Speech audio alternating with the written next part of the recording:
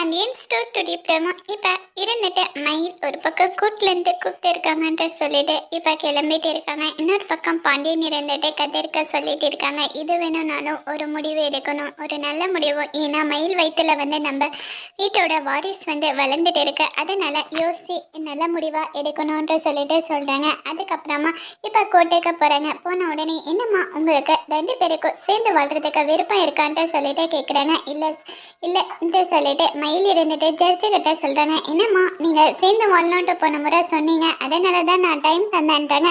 இல்லை எனக்கு கொஞ்சம் கூட சேர்ந்து வாழ்றதுக்கு விருப்பமே இல்லைன்ட்டு சொல்லிட்டு சொல்கிறாங்க. நிஜமா வாண்டாங்க ஆமான்ட்டு சொல்லிட்டு சொல்லுறாங்க. கதிர் இதை கேட்ட உடனே அவங்க ஃபேமிலி எல்லாருமே பயங்கரமாக ஷாக் ஆகுறாங்க. அதுக்கப்புறமா இப்போ இருந்துட்டு டைவர்ஸ் பேப்பர் தந்துட்டு சைன் பண்ணிட்டு அங்கேருந்து கிளம்பி போகிறாங்க. இப்போ இந்த விஷயத்த மயிலோட அம்மாவுக்கு தெரிய வருது. என்னங்க என்ன வேலை பண்ணிட்டு வந்திருக்கா தெரியுமா உங்களுக்கு? இந்த மாதிரி ஒரு கேவலமான வேலை பண்ணுவான்ட்டு நான் எதிர்பார்க்கல. ஒரு பொண்ணாக இருந்த வீட்டில் வாரிசு சுமந்துட்டு எப்படி பார்த்து பண்ணுறாங்க? என் குழந்தைய என்னாக்கு பார்த்துக்கிறதுக்கு தெரியும். நான் வேலைக்கு போயிட்டு என் குழந்தைய காப்பாற்றுக்கிறேன்ட்டு சொல்லிட்டு மயில் சொல்லிட்டு அங்கேருந்து கிளம்பி போகிறாங்க. அதோட இந்த பிரமும் முடிச்சிருக்காங்க.